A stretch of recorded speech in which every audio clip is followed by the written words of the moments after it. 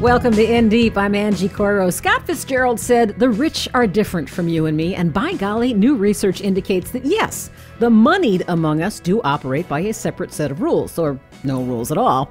Then linguist and commentator Geoff Nunberg helps us deconstruct the language of the campaign trail, snob, class warfare, entitlement, and the A word. Settle back, settle in, settle down, and listen up.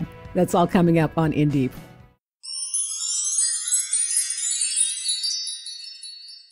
It's In Deep. I'm Angie Coiro, and as usual in this segment, we turn our attention to a prominent blogger and find out what they're thinking about this week. Saw a very interesting piece from Ryan Grimm and the Huffington Post, and I didn't see a lot of coverage of it elsewhere. It started to leak out around the edges, but Ryan Grimm, first of all, welcome to the show, and thanks for joining us. Thanks for having me. The Democracy Alliance getting rid of some of its progressive organizations. And for some of those not familiar, this is a network that's been set up, a mix of progressive and Democratic donors, but not by any means strictly Democratic. But there are operations that they have been helping to fund for a number of years, one of the most prominent of which is Robert Greenwald's Brave New Company. And they've started slicing some of these people off around the edges. They're not going to they're not going to fund CREW, which is the Citizens for Responsibility and Ethics in Washington anymore, and a number of others. You were the first person I saw cover this, and I wonder if between the time you ran it and what you may have heard in the interim, is there any easy to understand explanation about why they would cut off these longtime associates? Yes, actually, the Democracy Alliance sent a long email to some of its remaining donors in response to my story, which was quickly then forwarded to me. And I haven't actually written about this email, but I could just I could read to you exactly what they said. Yes, please. A little scoop. They said the article suggests that there is some effort underway to move our strategy closer to the Democratic Party or the current administration and campaign. That's just not true.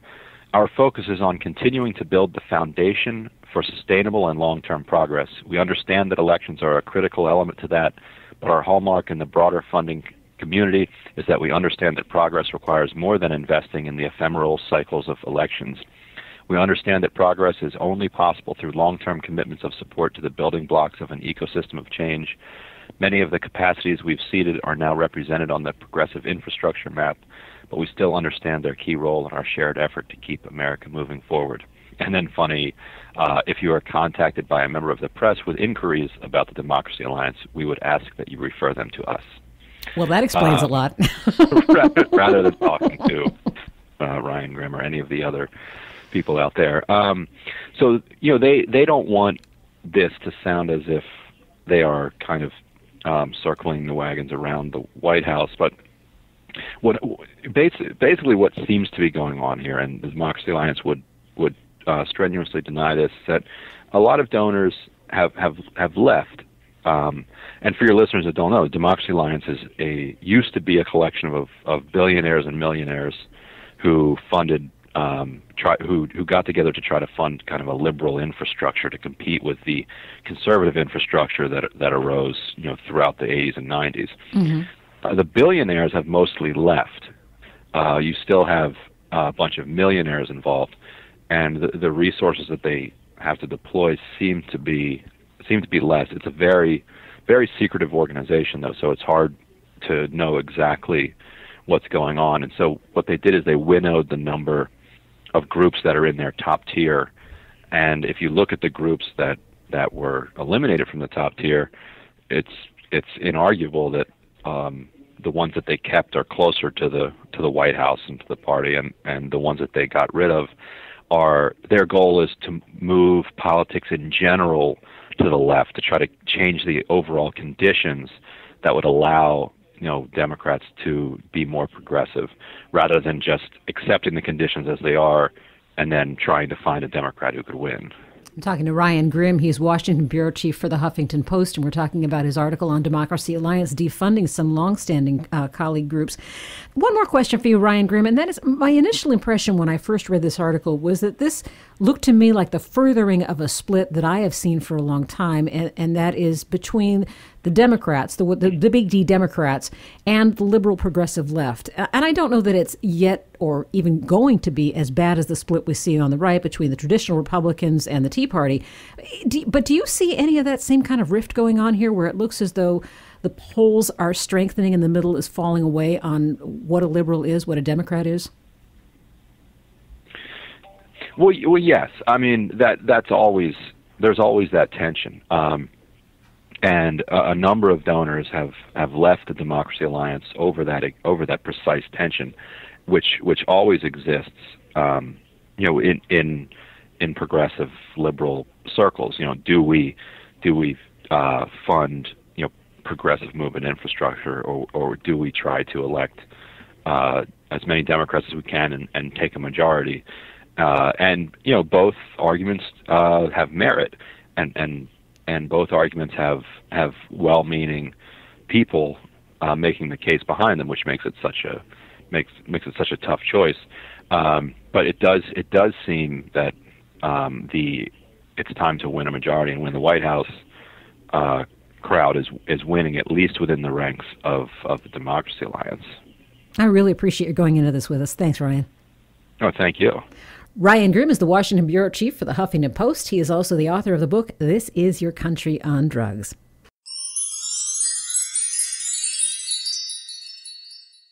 This is In Deep. I'm Angie Coiro. Coming up later this hour, linguist Geoffrey Nunberg joins me to talk about the linguistic highlights and lowlights of this campaign season, and about his forthcoming book, which has a title most broadcast people wouldn't say out loud, but what the heck, we'll do it. And the whole hour after that, we have in the studio the marvelous Gray Brecken. I can tell you that he's a student and a preservationist of the New Deal. I can tell you he's with the geography department at UC Berkeley, but that does not begin to tell you what a blast it is to just sit down and talk about everything with Gray Brecken. Politics, the economy, past and present, conservative journalists, and conservatives who longingly call themselves journalists. You're going to love that. That's coming up in the next hour. You can follow us on Twitter, by the way, and if you've been following me personally, the Twitter account for the show is In Deep Radio, and me, I'm at Angie_Coiro. And if you've been following my tweets this past week, you saw me send out more than one link to this incredible article from Bloomberg News. It is so important because, we can talk until we expire about the class struggle in the U.S., but an article like this one really paints the picture. It paints the ugly, unbelievable picture of the two completely separate universes that inhabit this country and the mentality behind one of those universes. This is from Bloomberg News, and let me read you a little bit of this article. Andrew Schiff was sitting in a traffic jam in California this month. He turned off his satellite radio, got out of the car, and screamed a profanity. He says, "When I'm freaking out about a situation where I'm stuck like a rat in a trap, it's very hard." This is a director of marketing for broker-dealer Euro-Pacific Capital. So you have a little glimpse of his personality right there. And Schiff, we hear, is facing another kind of jam this year. The 46-year-old has been paid a lower bonus. He says the $350,000 that he earns every year, which is enough to put him in the country's top 1% by income, doesn't cover his family's private school tuition, a Kent, Connecticut summer rental, and the upgrade they would like from their 1,200 square foot Brooklyn duplex. I feel stuck, Schiff says. The New York that I wanted to have is still just beyond my reach. And it goes on to talk about the hardship that have bankers in a malaise with their lack of money because of poor bonuses this year. And can you say entitled? Can you say myopic? Can you say oblivious? And how many people listening to this show right now have no idea whether they can pay their rent next month? Well, there's more than this article to underline the difference between the rich of us and the rest of us, and that is a study published this week that found being rich, or even being primed to perceive yourself as rich, makes you more inclined to take candy that's meant for kids, to cut other people off at stoplights, in general, to act like an ass. And Paul Piff is the researcher at UC Berkeley who's done that study. Paul, thank you for making time in your day for us. Hi, Angie. Thanks so much for having me on your program. It's a pleasure. Now, I know that you worked on this for about 2 years. I'd like to know the methodology of determining how one would act in an ethically challenging situation. Yeah, so we tried to come up with a few different situations in which we could really sort of directly observe how unethical or ethical a person might behave. And so, we conducted a few different laboratory studies where we looked at this, and we also tried to observe this in a real world or field setting where we simply watched what kinds of drivers or the drivers of what kinds of vehicles were more or less likely to drive by the law or break the law when driving. So we put a few coders, for instance, on the streets of the San Francisco Bay Area and had them observe what kinds of cars cut off other vehicles at a four-way intersection. And we found that drivers of more expensive vehicles were actually 4 times more likely to break the law by failing to yield for other cars at the intersection and improperly entering before it was their turn. In the second study, we did a similar kind of thing where we put a pedestrian at a crosswalk and had a coder sort of hiding behind some bushes, observing whether or not drivers of more expensive vehicles would actually yield for the pedestrian who was waiting to cross the crosswalk. And again, in this context, drivers of more expensive vehicles were 3 times less likely to yield for the pedestrian, which is, again, in violation of California Vehicle Code. Well, how do you know it's not the maid or maybe the cook who's driving their employer's vehicle? That's a great question. We don't know for sure. What we know is that wealth correlates with the kind of car that you drive. More expensive vehicles are often owned by wealthier drivers, but it's not perfect. Obviously, there are going to be relatively less wealthy individuals who have purchased for themselves fairly luxurious cars, which is why in a host of other laboratory studies we really more directly measure how much wealth and status a person has in society to really look directly at the effects that has on their levels of ethical conduct. So, for instance, in one study, we brought in a group of just nationwide adults from all over the country and had them play online a game of chance where we told them that they would get to roll the die via the computer 5 times, and that higher scores across the 5 rolls would be equal to a greater chance of winning a $50 cash prize. They'd have to report their total scores for us at the end of the experiment. Now, what participants didn't know was that the game was rigged so that all rolls across the 5 die would be equal to 12. Now, what we could do is then look at what scores people actually reported to see whether or not they were cheating in hopes of improving their chances of winning the prize. Amazingly, what we found is that people who are wealthier, who made more money, more educated, and with more prestigious jobs, were, even when controlling for a variety of other things, 3 times more likely to cheat than were their lower class or less well-off counterparts. 3 times as much. And in fact, they were cheating 3 times as much. Indeed, wow. Yeah, it was a fairly amazing effect. In another study, we actually brought in a group of participants into the lab and made them feel somewhat higher or lower in social class rank by having them compare themselves to people at the top or bottom of the social hierarchy. So comparing yourself to, say, a Donald Trump versus someone who's unemployed or homeless. And that kind of comparison makes people sort of temporarily see themselves as somewhat higher or lower in social class position. Then, about 15 minutes later, we actually had them enter the hall, and as the experimenter set up the second part of the experiment, we gave them access to a jar of candy that we said was reserved for children taking part in an experiment in a nearby lab, but that they could take some if they wanted. And we just directly observed how much candy participants helped themselves to.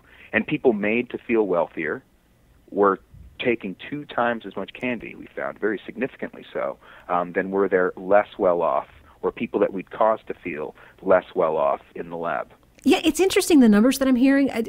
2 times more likely in one study, 3 times more likely in another. In the driving, 4 times more likely to violate the rights of others.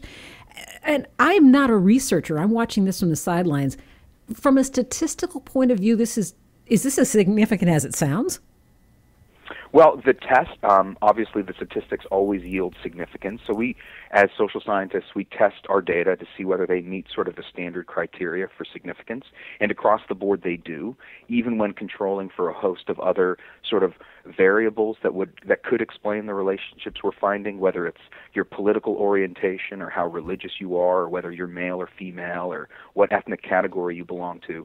So across the board, even when accounting for all of those different variables, we're always is finding this significant trend. Mind you, that's a trend. It's a correlation or a causal effect, but that doesn't account for all of what's happening. Obviously, we have in our studies lots of lower SES individuals or lower class individuals that are behaving unethically.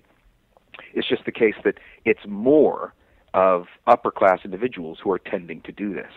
So it's not a one-to-one ratio by any means or categorical, but the trend is always statistically significant and often quite remarkable. Yeah, it's remarkable even from a layperson's point of view.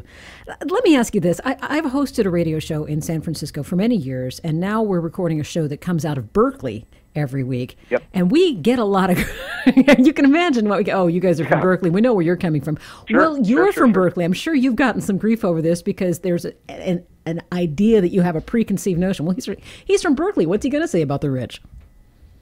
Right. Well, I think that's a legitimate concern. In fact, it's one that I try to preempt by saying a whole host of different things, which is, first of all, that this isn't politically motivated. There may be some political implications, but I'm careful to note in the paper and when I talk about these findings that they're as applicable to liberals as they are to conservatives. In fact, our findings are sort of generalized across the larger population. They're really specific to the effects of wealth. So in that sense, they're not intended to have a sort of a political slant to them. At the same time, I understand that there are very sort of particular kinds of implications that these findings have. And it's important to note that, like I said earlier, they're not sort of categorical differences, and that there are very notable instances of increased ethical conduct among super rich individuals. And whether it's people like Warren Buffett or Bill Gates that you point to, or the action of, presidents and executives in various corporations and their whistleblowing acts that are extremely ethical and that benefit the greater good, I think these kinds of instances and episodes point to the fact that these aren't necessarily differences that you would directly observe in all people who occupy the upper echelons of society, but rather things that sort of automatically seem to happen as people rise in the ranks of society. So I went into this study fairly open-minded about what we could find, thinking that it might, in fact, go in two different directions. And I was surprised at the consistency of the results across our studies. So I think that that speaks to sort of our intention to go in and just scientifically document how levels of inequality and different levels of wealth and status in society really shape a person's just basic tendencies toward others and their social behavior. Any observations on the media reaction and the media treatment of your study? Well, I think it's had a fairly sort of explosive effect. I was really finding it remarkable that it's gotten the kind of attention. I mean, not necessarily entirely surprising, but it's worldwide, and there are a lot of people in other countries, not just this one, who are, I'm getting hundreds of phone calls and emails a day from people expressing their support. So in many ways, it strikes me as if these findings are findings that people have sort of been waiting for, and it seems to really resonate with a lot of people in terms of their just everyday experiences of how wealth and upper status seems to affect people's behavior. At the same time, understandably, it's coming out of Berkeley. It's happening at a time where the Occupy movement has gotten increased attention. Inequality is very much on people's minds. Pew survey data suggests that as many as 60% of Americans feel like class conflict is the single most pressing issue in America today. So, I think it's a topical issue, and I'm not necessarily surprised that people are responding in the way that they are. Social psychologist and researcher Paul Piff, thank you so much for making some time in your day for us. Thanks so much for having me on. It's been fun. And you can find a link to his study and, in fact, to just about everything we discuss here on In Deep Radio on our website. That is indeepradio.com. As we continue with today's conversation, we're going to be looking at the language around education in America. Linguist Geoff Nunberg joins us next here on In Deep Radio. I'm Angie Coiro.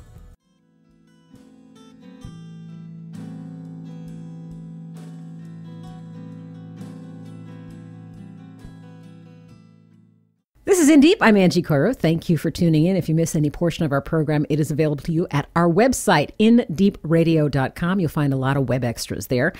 Right now, we're going to switch the conversation and talk to linguist Geoff Nunberg. I know you know his name because you hear him on NPR a lot. He's on Fresh Air. He's an adjunct full professor at UC Berkeley's School of Information, and he's going to add to the pile of books that he already has out, with a new book coming out this summer, Ascent of the A-Word, Abolitionism, the First 60 Years. Welcome to the show, and thank you for the opportunity to say that for the first time ever on the air in my career. Anytime I can help.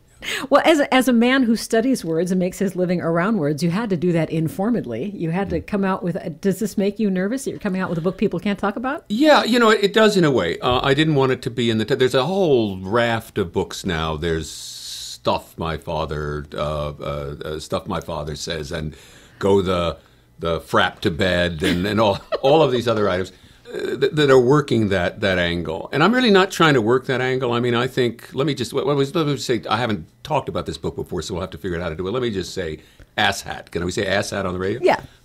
The A word, or whatever you want to call it, is a dirty word. It's a nasty word. If it weren't a nasty word, it wouldn't be at all useful to us. The idea, some of these words like the F word, people say, oh, well, if we lost our hang-ups about sex, then it wouldn't be Now, nobody thinks that the A word would be of any use to us unless it was a nasty word, so that we would have something to say to the guy who scoots into our parking space in the Target parking lot as we're about to take it. I mean, you need a word that expresses your anger and indignation, and that in some way shows you're so angry that you're going to use a word that you wouldn't ordinarily use. And that's why these words work. And so I think it's important that it be a dirty word. But for just that reason, I was a little apprehensive about having it in the title. I said the A word, Ascent of the A word. And then, and you'll have to decide whether to bleep this or not, abolitionism, or we could say A-wordism if you just bleep that, the first 60 years. Because it's a word that, to my mind, is really, and speaking as a linguist, there's a certain kind of word that nobody ever gives any attention to. When I tell people what I'm working on, they laugh invariably. But it's a word that really plays a huge role in our moral lives, not just the word, but the concept it represents in daily life, in the way we think about gender, in the way we think about class, in the way we think about politics. That concept has become central. And it's a new concept. It's really a word that worked its way into the general American. It begins in the Second World War. The first character of a novel to have that, to be described with that word, is in The Naked and the Dead, Norman Mailer's 1948 war novel. But it really is until the late 60s, the early 70s, that you start to see the A word popping up in the mouth of Woody Allen heroes and Dirty Harry and Neil Simon plays and so on and so on. It becomes part of the general American lexicon.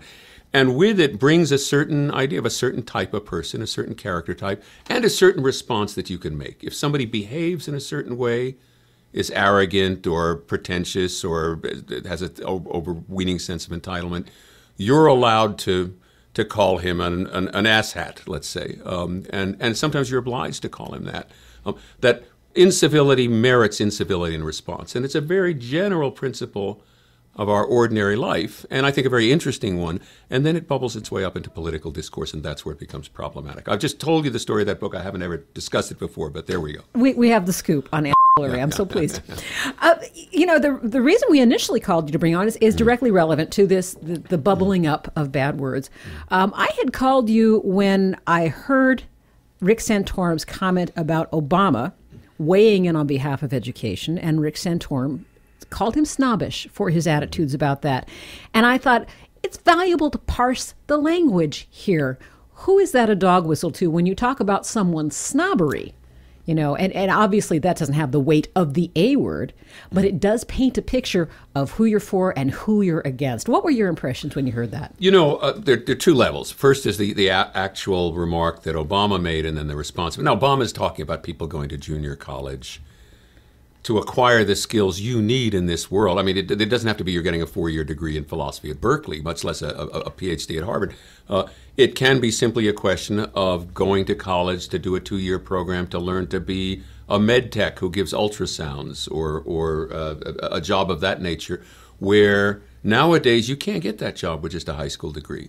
And those are the sectors of the economy that are growing. Healthcare is growing at an incredible rate, so much so that we don't quite know what to do about it, but it is growing and will keep on growing. There are jobs you can't outsource.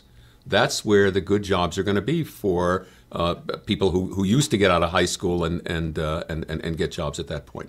So to say that snobbish is ludicrous and insulting to the very people he's talking to. But meaning to be insulting not to the people he's talking to.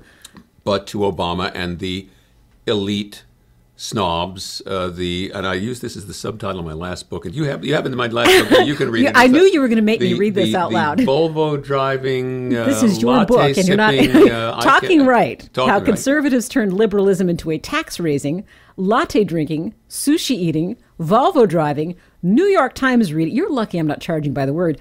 Body piercing, Hollywood loving, left-wing freak show, and that was published by Public Affairs in July 2006. Short version. Talking right, and most notably, Stephen Colbert took a drink of water in the middle of reading that title. In the middle of it. Now, of course, you can tell it was 2006 because now I would have said Prius driving. That's on this how side things of it. change. But that strategy is really connected to what I'm talking about in this new book, because the idea here was to take political differences of ideology, of ideas about the role of government, which are basic and real, and turn them into differences of personality, of lifestyle. So that liberals became not, for example, people who believed in the safety net or social welfare programs. They were that. But what made them that way is that they were these pretentious Volvo driving, latte sipping elitists. Elite's a very interesting word because it flips its meaning at a certain point. Elite used to mean the powerful. Mm-hmm. Or it was the name you saw in your, the elite dry cleaner, the elite It's something bakery. you wanted to be or wanted to take advantage of, the elite. But it merged, those two senses merged. So now it's not just the ones with power, but the ones who are effete and so the bon ton, the people that elite is supposed to conjure up on the sign at a bakery, the elite bakery. And the snobbery is inherent in that. And snobbery, and people who think they're better than other people, and the people who've been to college and think everybody should be to college. Go to college. That's what Santorum's getting at. And what in effect it does is take these people who have different political ideas and turns them into the A-words down the block. Those pretentious A-words who have the bigger house and or the higher hedge or whatever it is. But turn it into or the kids at the next table. The snooty kids at the next table. But it tries to turn those differences into these familiar differences of personality and lifestyle so that you can feel toward those people the kind of familiar contempt that you feel to asshats. Mm-hmm. And react in kind. So you can be an asshat back. And one of the extraordinary things, if you listen to in particular right-wing media, but this happens on left-wing media too, is how unpleasant, overbearing, bullying, and generally miserable people all the hosts are. And the ones who, so O'Reilly and Hannity and Michael Savage and Levin, are all these really terrible people. I mean, even their best fans wouldn't want to have them for a brother-in-law. Right. And there are more congenial people. Dennis Miller's more congenial, for example. And couldn't really get it going at Fox, precisely because he didn't have this style. Right. If you look at the extraordinary run of people who have participated in what I think was the Republican Perp Walk, AKA the election. Yeah, AKA. I mean, Donald Trump. What was the thinking there? Why did anybody think Donald Trump would be did anybody really think he'd be a better president? When you looked at what people on the right were saying about him, they were saying, no, he's a jerk, he's an a-hole. But he'll stick it to Obama. But isn't it also just about nowadays, more than ever, about celebrity? He's a celebrity. He's had a TV show. He can conjure up a press conference with a wave of his hand. Well, that may be, but I think it really is that he's America's asshole, Donald Trump. He's the closest thing we have to a spherical asshole in the sense that he's an asshole any way you look at him. He plays an asshole on it. You'll have to beep these, but he plays Matt just fainted. Matt, the engineer, is flat on the floor now. I'm sorry. He plays one on his show. You're fired, right? Where that now. He plays one in his private life. That's the role that he's curried. He and Stephen Colbert are the two men in America who understand best how compelling this role is. And of course, Colbert works it in a slightly different way. But it was also Herman Cain, and it was also Newt Gingrich. What was the thinking about Gingrich? The willingness to forgive. All the baggage he brought to the race, it brought him to the top for a while, because he was going to stick it to Obama and be a jerk back to Obama. And I think that was what people, if you looked at what people were saying, I can't wait to hear that debate. He's really going to stick it to Obama, and so forth. And it really was a question of wanting wanting to be an a-hole to the a-hole, so to speak. The a-hole has it coming. And that's the timbre of American political discourse, not just on the right, but on the left as well. You see these T-shirts, I'm everything the other side hates. Right. And the pride in that. Right. As if or offend a liberal, use logic and reason, or offend a conservative, use logic and reason. You can buy either one on the website. The idea being that your role in life is to be offensive. You've got a Confederate flag on your shirt. If this offends you, it's made my day. You've made my day. That attitude, which again you find at both the left and the right, you find it when you look at the web comments, the way these this puerile nicknames that these sites have for libtards, repugs, rethugs. Which people seem to think, and you as a linguist, by the way, I'm speaking to Geoff Nunberg, an author, linguist, commentator. As someone who studies words, when I see those repeated ad nauseum, I can't imagine the person behind them still believes they carry impact, still believes that they have a blow behind them. Is it more a dog whistle at this point? Is it more just a matter of saying, I am of this tribe? Yes, I think you're absolutely right. Although I don't know dog whistle's the right way. I think dog whistle's overused sometimes. When Newt Gingrich was talking about the food stamp president, that wasn't a dog, but that's a frequency anybody can hear. That's you don't have to be a Cocker Spaniel to know what he's saying. Although I love, when I first heard that term used, it finally encapsulated for me the way that we speak in code to each other. And that's why I love the usability of that word. You're right. It isn't necessarily applicable. I think the maneuver's somewhat different. Ann Coulter is really the most interesting adept at this technique. And what she'll do is she's giving a talk at the University of Ottawa. A Muslim student stands up and says, well, you said that Muslims shouldn't be allowed to, on airplanes, they should have to take flying carpets. Well, I don't have a flying carpet. How am I supposed to get around? And Ann Coulter says, take a camel. And everybody's outraged. I mean, as Ann Coulter expects. Now, Ann Coulter's really not, I mean, she may be a racist, but that isn't why she made the remark. No. She really is not. She doesn't go to bed angry at Muslims. The reason the remark works is because other conservatives can imagine how indignant it makes the liberals. Again, offend a liberal. It makes my day to offend a liberal. And enjoy together how annoyed that makes the other side. It's like those T-shirts, again, that say, I'd rather be waterboarding. Mm-hmm. Not because this kid would rather be waterboarding, but because he knows how offensive, or he can imagine how offensive a liberal will find it. And I think that's the strategy you see over and over and over again in these shows. It's the way O'Reilly and Limbaugh and those people work. They say things they know will offend, or that they can imagine will offend liberals, and enjoy together take together the pleasure of imagining the indignation of the other side.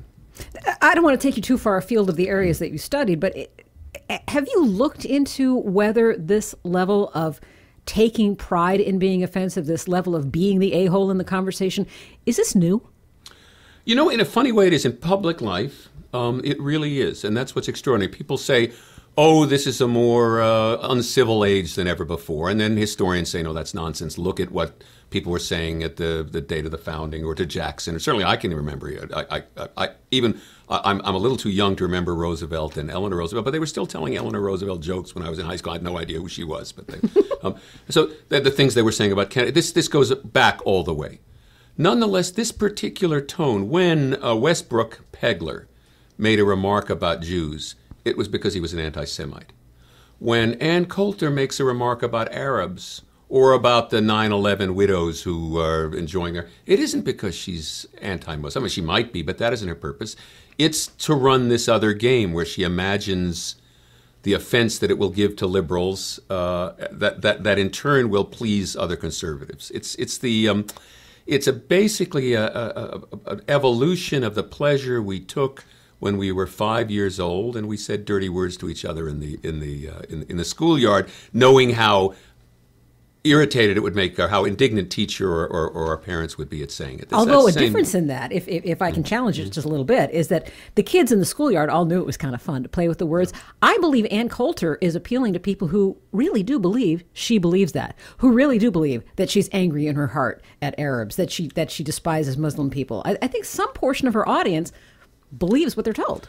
Well, I think it's certainly all right to say these. I mean, they've been told it's all right to say these things in that way, and moreover, that saying them becomes itself a mark of allegiance with your tribe. But I'm not certain that the primary motivation is to say those racist things or to say those things about the 9/11 widows, so much as to provoke the other side or to imagine yourself provoking the other side. The reaction, for instance, during these the early Republican debates, people applauding executions and let him die, and booing a gay soldier, and so on and so forth. I think they may have those feelings, but I think it's the idea that you can be an a-hole in response to the a-holes on the other side, and it's the pleasure in being an a-hole, in being allowed to be uncivil and outrageous. And that's really where it comes, I think, as much as actually asserting those beliefs. And certainly a lot of those people do have those beliefs. Is there a layer in some of these cases of look how angry this person has made me, they've provoked me to be uncivil? Yeah, no, and as I said, the basic, I mean, or you're pretending to be angry or you're being angry, but the basic reason that the A word works is because it's a dirty word.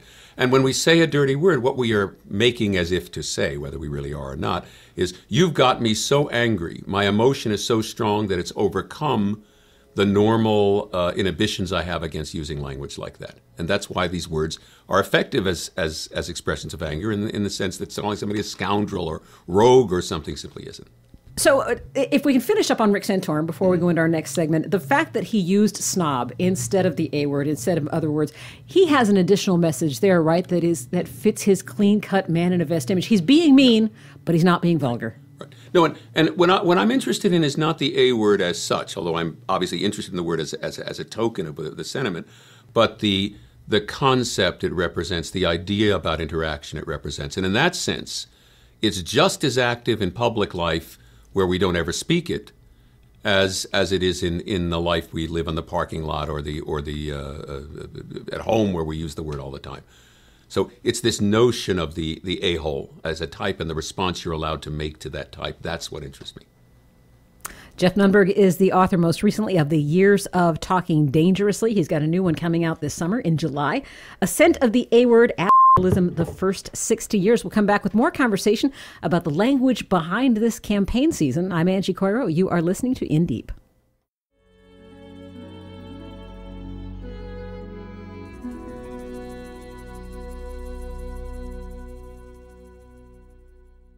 You're listening to In Deep. I'm Angie Coiro, and I'm talking to Geoffrey Nunberg, who's in the studio here in Berkeley.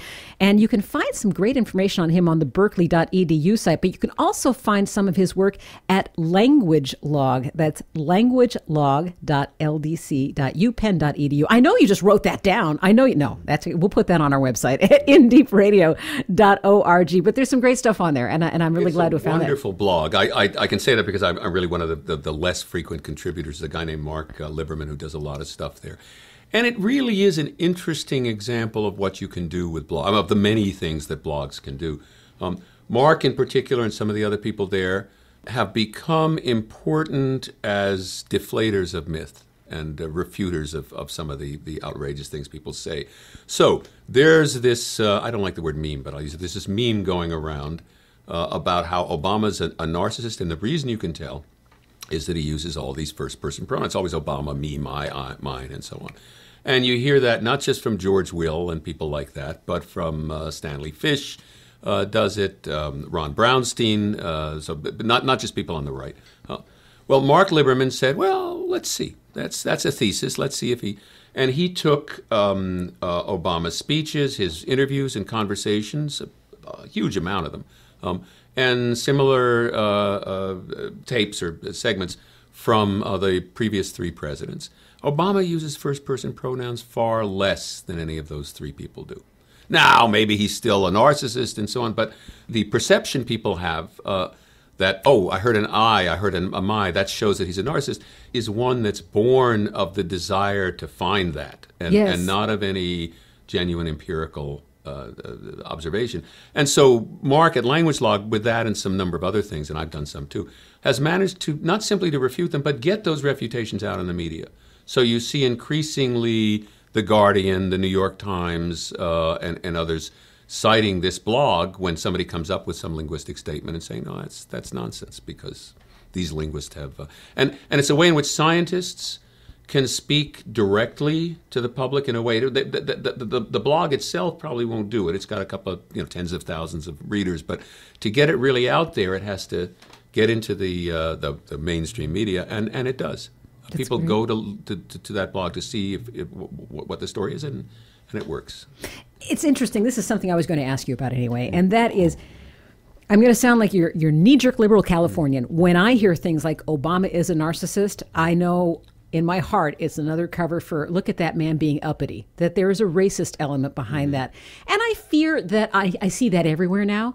And part of me is saying, gosh, it can't be there as often as I think I see it. But to you as a linguist, how often do you see racism behind the words that aren't specifically racial words? Well, I certainly hear that sometimes in that charge. I don't know if I hear it in Stanley Fish's use of it. What the other thing that interests me about that word is that narcissist is that it's just a word that means vain or stuck up or full of himself that's wearing a white coat, as if it had some clinical scientific justification, which it doesn't. It's a diagnosis that you can get from a bus driver doesn't make it a real diagnosis. There is nonetheless a lot of the things that are said about Obama clearly have those implications. You can just hear it, and this idea of the one and so on, and the way in which people exaggerate that is implicitly an evocation of that idea of uppityness. Who does he think he is, literally? There's something in my mind that I think of as the quintessential Geoffrey Nunberg fresh air piece, so maybe you're already working on this. Reflections on the campaign and the language of the campaign. Are there any language word superstars that have emerged so far? Well, it's funny you mentioned it. I'm going to go home tonight and write a piece that'll air next week about the word entitlement. Entitlement's a word I've always liked because I always think it was a Yiddish word. It's one of these. This is by the by. There's a set of words in English like crankshaft, and that I always sound to me like Yiddish words. Yeah, like entitled. But that aside, entitlement's a very interesting word. It has a legal sense that's associated shortly after the passage of Social Security with certain kinds of laws that give you a right or a title to a certain benefit without having to qualify for it. So Social Security and then Medicaid and other programs of this sort are entitlement programs. The word became very popular in the 70s and 80s when people kind of worried about the budget. They sometimes call them uncontrollables. But it never had a negative connotation in that sense. We have entitlement programs. Around the 60s and 70s, something else happened. Around the time narcissism was working its way into the language, and that's a word, a creation of the 70s, and exactly the time this word, the A word, works its way into the language, and they're connected. The word entitlement comes in the phrase sense of entitlement associated with narcissism. When you say somebody has a sense of entitlement, you don't have to say unwarranted. It just is. It's implied. It's implied. And it becomes a way of criticizing people who think the world owes them a living, who don't want to work for things, who feel they have a right, and so on and so forth. And a critique that's made generally, but especially by the right, who look to the 60s and the 70s as having created this generation of people who had lost track of hard work and so on and so forth. And, oh my gosh, we're back to the Spock babies, aren't we? We are. We're exactly back to them, and the Est kids and the other movements of the 70s, and the culture of narcissism. Philip Lash's book that gets the word out there, and so that sense of entitlement, which is pejorative, is also growing, and at a certain point it jumps the track, or the other one jumps the track. And entitlement programs are associated with this other sense of entitlement that implies unjustified entitlement, like the world owes you a living. I saw that what led me to think about all this was a story in the New York Times about the Walker election recall in Wisconsin. And they're quoting some guy who's indignantly looking at people collecting signatures for this and says, these people are asking for entitlements as if they had a right to them. And I thought, well, no, that's what entitlement means.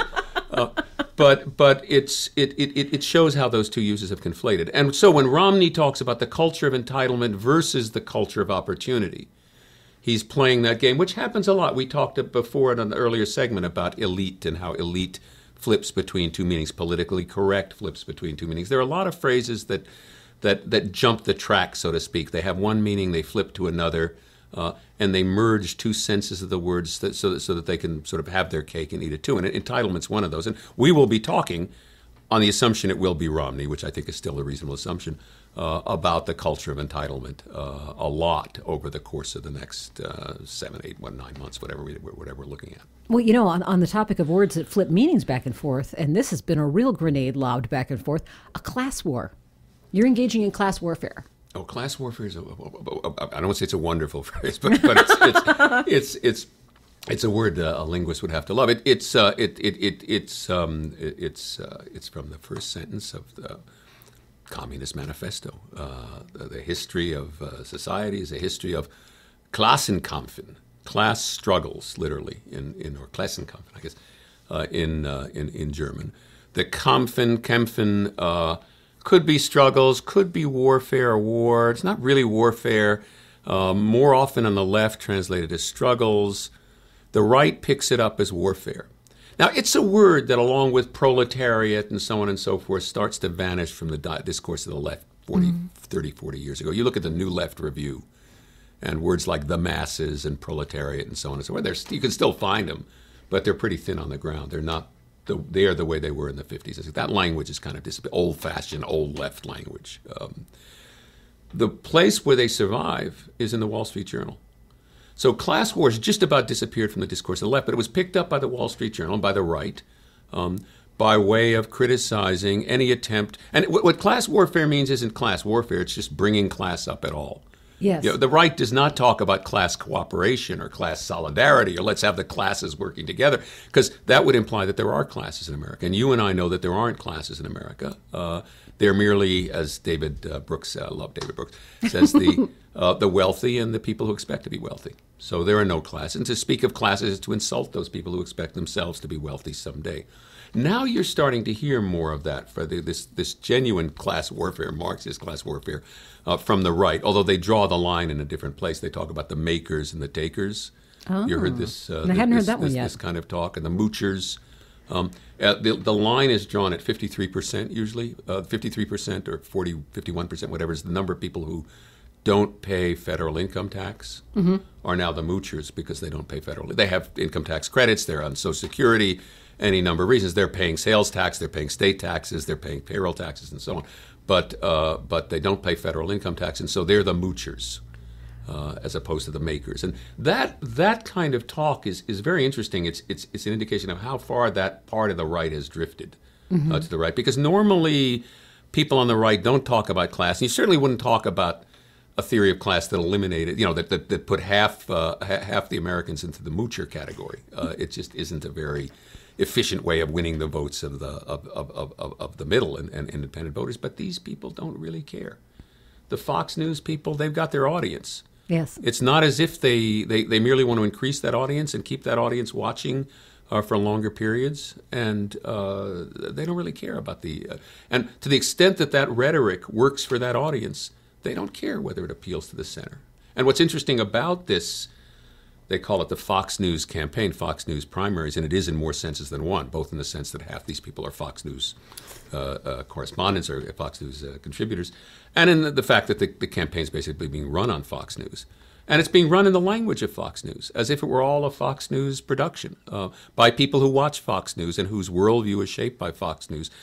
It's going to be a catastrophic suicide march for the right if it keeps up that tone. But at this point, those people don't represent that to themselves and don't care. I want to parse that with you a little further. Let me remind our listeners you're listening to In Deep. I'm Angie Coiro, and my guest is linguist, author, and radio commentator, Geoffrey Nunberg. And on our website, we're putting a number of links to the websites we've been discussing with him. His own links at berkeley.edu, and the language logs, you'll find all that information at indeepradio.com. I'm intrigued by that idea that this is ultimately a suicide march for the right.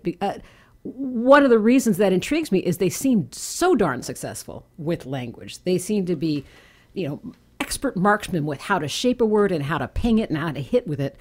And I kind of wonder if they have their own network and the Fox News watchers are more loyal watchers than most anywhere else. The statistics show that if you watch Fox, you're less likely to look at other sources. Mm-hmm. And ironically, if you watch Fox, you are less informed than others.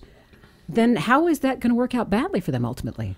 Well, because Fox News has an audience of Bill O'Reilly has an audience of I think his AQH or whatever the radio people say his average quarter is about a couple of million, maybe a cum of 3-4 million. That's a lot of people for cable television, but it's a tiny proportion of the American electorate. Limbaugh's over 10-12 million, but that's still a relatively small audience. And to move outside of that and attract all the voters that you need to win national elections, you have to moderate your language and your appeal. Limbaugh has no interest in moderating his language because it works for him in his context. And to the extent that rhetoric and those people have taken over at least the part of the Republican Party that's active in the primaries, and there is, after all, a low turnout precisely because there's such a perp walk. To that extent, it's being dominant. I think it's a catastrophe for the Republicans. The American people don't want to see people booing a gay soldier in Iraq. They may secretly disapprove of homosexuality. Nonetheless, it's unseemly. It's not something that most American voters, even voters who don't have particularly left or progressive views, want to see. And it's a kind of a suicide march for them. And we'll see what happens. I mean, Romney will be the nominee. Probably he'll try to move back to the center. If he's defeated, I expect it won't be for those reasons, but for other reasons, just because of who he is. But for the party itself, I think it's been a catastrophe. And so do most Republicans. I mean, the Republicans I know that I talk to, and most of the Republicans I talk to are more reasonable. They're just horrified at what's going on. Yes, I've talked to any number of traditional, as we say, traditional, Goldwater type Republicans. They don't recognize their own party. They're in I feel for them. They're in a very bad place. Right. We're getting so close to the end, and I wish I could talk to you for hours. Let me ask you to switch your lenses, your linguistic lenses, over to Barack Obama. Let's talk about his use of language, how well he empathizes with the common man, how well he comes across in his public addresses. What are your thoughts on him? I think he's an extraordinarily effective speaker. He speaks well. Like Bill Clinton, he speaks in complete sentences. That's the sort of thing college professors like to hear. I don't know how much the rest of the country. You know the old story about Adlai Stevenson. The woman comes up to him and says, "Governor Stevenson, you have the vote of every intelligent voter in the country." He says, "Yes, madam, but I need a majority." He does have this problem in being able to communicate emotion and passion. It worked for him perhaps in the 2008 campaign, whether in his public addresses he's had more trouble with it. And how it will play out in the general, I don't know. But I think people are used to him.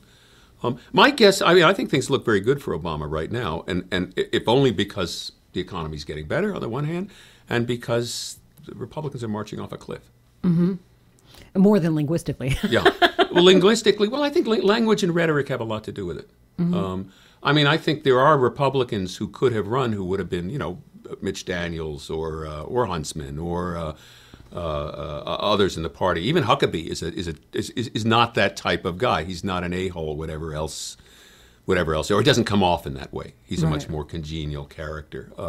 But as I say, the right is really not interested in that kind of character right now. I was about to ask you why the right is better at playing with language and better at pointing their language. And I'm going to ask you to attack the assumption of that. If so, we've got about a minute. But is it true that as mavens, as putting it through their think tanks and coming out with messages and driving them home, is the right better?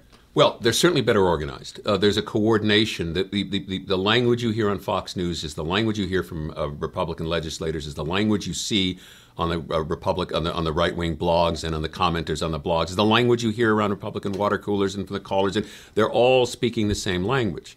Where on the left, this is a group of people who can't even agree whether they're liberals or progressives. They can't even agree what to call themselves, much less on a common language. So there certainly is that. And They have been very effective with the language of values and patriotism. Traditionally, those are emotional issues that they control better.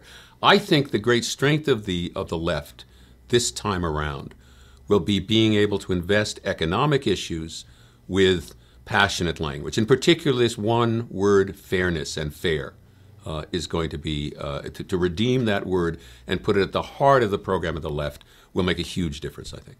I'm going to have you back and we'll find out how that worked out. Geoff Nunberg, thank you so much. Thanks so much for having me.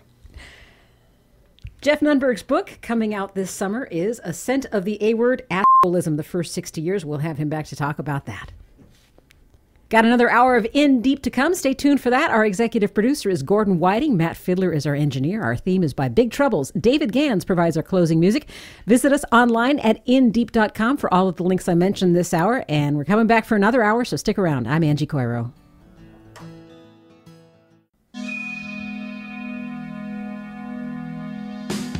Thanks for tuning in this week to In Deep, which is a production of Live from the Left Coast.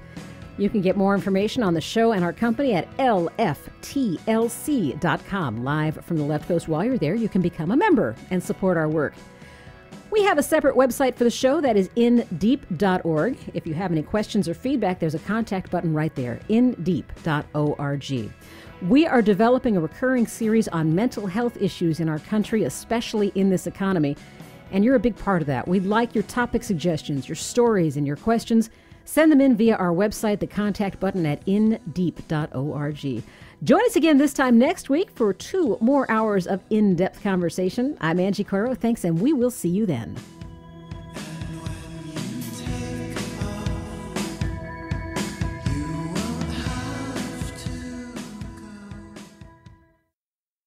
You're listening to WPWC 1480 AM, Dumfries, Virginia. We Act Radio, home of Washington's progressive working community.